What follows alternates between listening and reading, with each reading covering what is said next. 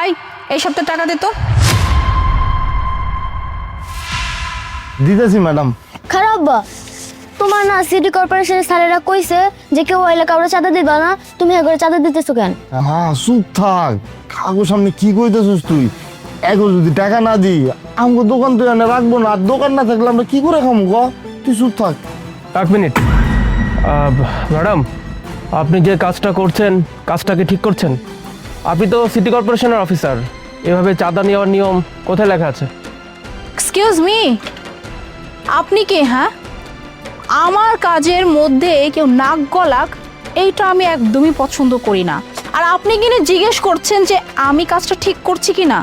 আমি যা করি always is right, okay? So চা খাচ্ছেন, চুপচাপ চা খান। আর এই যে তুই হা করে কথা গিলতেছিস কেন? হ্যাঁ, টাকাটা জলদি দে, আমার আর অন্য কোথাও যেতে হবে। ম্যাডাম দিতেছি, আমি দিতেছি। এক মিনিট, আপনি কোনো টাকা দিবেন না। ম্যাডাম, আপনার লজ্জা লাগে না? আপনি একজন সিটি কর্পোরেশনের অফিসার, যেখানে সিটি কর্পোরেশনের একজন অফিসারের ডিউটি থাকে নাগরিকদের পরিষেবা নিশ্চিত করা, সেখানে আপনি অন্যায়ভাবে এসব গরিব মানুষদের কাছ থেকে টাকা আদায় করছেন। কাজটাকে আপনি ঠিক করছেন? ও হ্যালো, তুই কে রে? তুই কেন এত কথা বলতেছিস? হ্যাঁ, আমরা কোনটা ঠিক কোনটা ভুল সেটা ভালো করে বুঝি। হ্যাঁ, তোর আমাদেরকে বুঝাইতে হবে না। তুই চুপচাপ এখানে চা খেতে আসছিস, বসে চা খা। নদী, আমার কি মনে হচ্ছে জানো, হ্যাঁ, এই স্টুপিডটাকে সবার আগে না শিক্ষা দিতে হবে। মানে কি ভাবছিস? হ্যাঁ, তুই ভদ্রভাবে কথা বলছি, কথাটা গায়ে লাগে না তাই তো? চামড়া কি অনেক মোটা? বলছি না আমরা সিটি কর্পোরেশনের লোক, আর আমরা না এইভাবেই দোকান থেকে চাঁদা তুলি। শুধু এই দোকান না, এই অত্র এলাকায় যতগুলো দোকান আছে প্রত্যেকটা দোকান থেকে চাঁদা তুলি। আর চাঁদা না দিলে এখানে আর দোকান চলবে না, কেমন?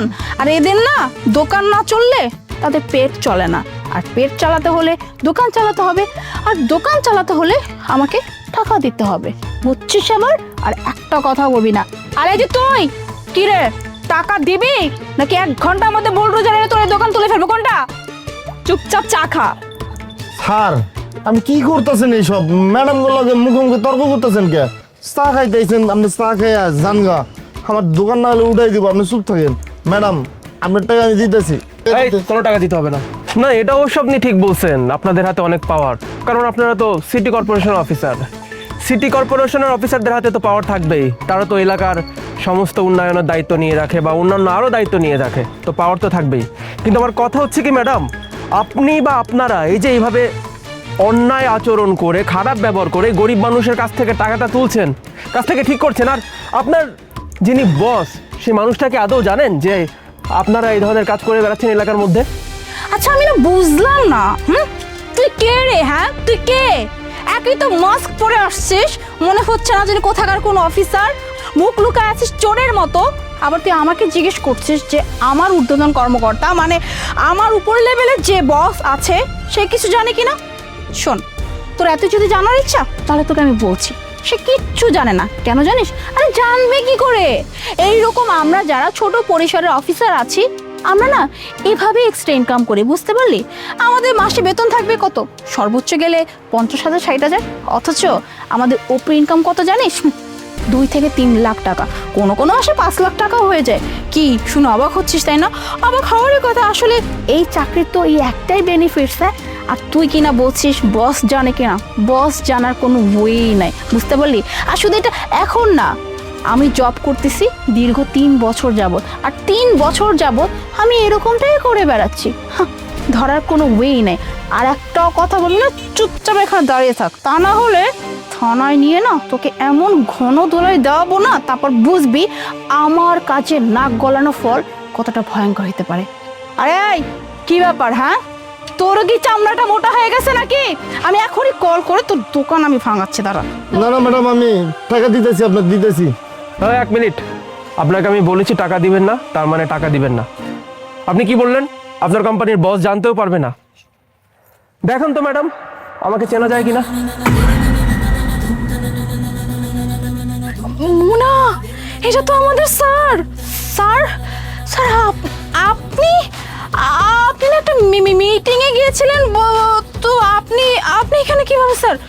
যা, খুব ভালোই হয়েছে যে আমার মিটিংটা জলদি শেষ হয়ে গেছে, আর এখানে আমি চা খাওয়ার জন্য আসছিলাম, নাহলে আপনাদের আসল রূপটা আমি ধরতেই পারতাম না। অনেক দিন যাবত আমার কাছে কমপ্লেন আসছিল যে আমার কোন অফিসাররা নাকি এভাবে অন্যায় আচরণ করে গরিব মানুষদের কাছ থেকে টাকা তুলে বেড়ায়, কিন্তু আমার কাছে কোনো প্রমাণ ছিল না। আমি তাদেরকে হাতে নাতে ধরবো কিভাবে? ভাগ্য ভালো যে আজকে আমি এখানে চা খেতে এসেছিলাম, আর আপনাদের ভাগ্য খারাপ যে আপনারা আমারই সামনে এসে এই মানুষটার কাছ থেকে টাকা আদায় করার চেষ্টা করছিলেন। তো বলি ম্যাডাম, সিটি কর্পোরেশন থেকে কি আপনাদেরকে এই দায়িত্ব দেওয়া হয়েছে? আপনাদের দায়িত্ব এলাকার উন্নয়ন ঠিকমতো হচ্ছে কিনা, পানির সমস্যা আছে কিনা, কোনো নাগরিকের কোনো সমস্যা হচ্ছে কিনা সেগুলো নিশ্চিত করা। আর আপনারা কি করছেন? এভাবে অন্যায়ভাবে চাঁদা তুলে বেড়াচ্ছেন। আমার তো মনে হয় আপনাদেরকে যে স্যালারি দেওয়া হয় সেই স্যালারির ডাবল টাকা আপনারা বিভিন্ন দোকান থেকে এভাবে চাঁদা তুলে আদায় করেন।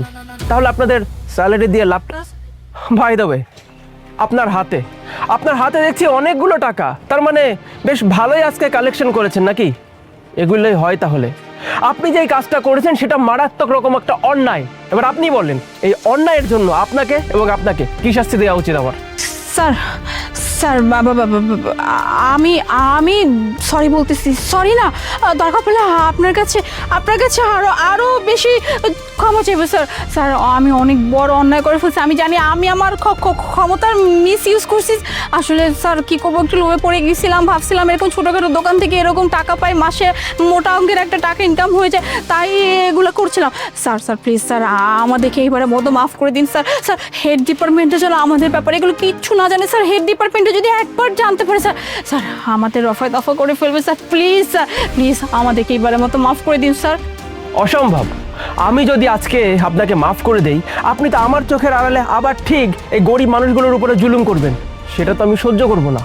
একটা কথা বলেন, এই যে চায়ের দোকানদার, তিনি চা বিক্রি করে ক টাকা ইনকাম করে প্রতিদিন? হ্যাঁ, ক টাকা ইনকাম করে? সর্বোচ্চ গেলে 4 থেকে 500 টাকা। সেখানে প্রত্যেক দিন আপনারা এসে তার কাছ থেকে চাঁদা দাবি করেন। কাজটা আপনারা মোটেও ঠিক করছেন না। গরিবদের উপর জুলুম করলে আল্লাহ মাফ করে না। আর আপনি যেভাবে তাদের উপর জুলুম করছেন, এসব গরিব মানুষদের উপর আমি থাকতে আপনাকে আর জুলুম করতে দেব না। আপনার চাকরি আমি নিব তো নিবই, তার সঙ্গে সঙ্গে আমি হেড ডিপার্টমেন্টের সঙ্গে বসবো। আপনারা যাতে আর কোথাও চাকরি করতে না পারেন সে ব্যবস্থাও আমি করব। Just wait and see. আপনারা এখন আসতে পারেন।